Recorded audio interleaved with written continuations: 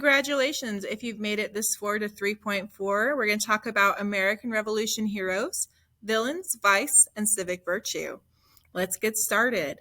So there's just a few more people that you need to know. We already talked about Mercy Otis Warren, who wrote the Committees of Correspondence. We talked about Sam Adams, founder of the Sons of Liberty.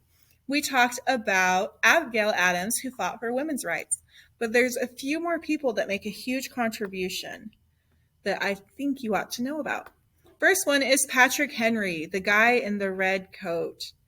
Patrick Henry, during the time that Britain is giving them such a hard time as colonists, gives a fiery speech in the House of Burgesses. Shout out House of Burgesses. And he says, "Give me liberty or give me death. It is better to be dead than to be free," is what he's saying. We also need to talk about two black men who don't ever get enough credit. So let's talk first about Wentworth Cheswell. Wentworth Cheswell fought in the American Revolution, and he also rode all night to warn Patriot leaders that the British were coming. And he's actually the very first African American to be elected to public office in the United States. We also need to talk about James Armistead, who was originally a slave during the American Revolution, but he turned spy for the Patriots and eventually took on the name James Armistead de Lafayette because he admired Lafayette so much. Finally, we need to talk about Haym Salomon. He was a Jewish merchant who loaned the Patriots money and helped finance the war efforts, which was extremely risky because if they lost, Haym Salomon would have lost everything.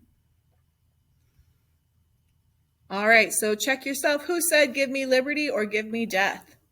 And why was Haym Salomon important? All right, we need to talk too about civic virtue. Civic virtue is when you do the right thing for your community.